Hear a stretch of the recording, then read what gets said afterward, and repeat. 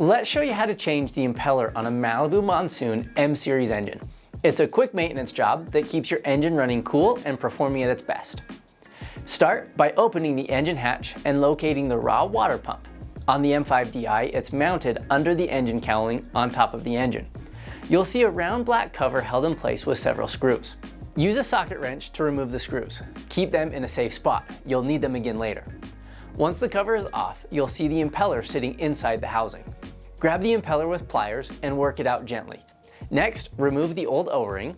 Check the old impeller for missing fins. If any are gone, you'll need to find them in the cooling system. Before installing the new impeller, coat it with a little impeller lube.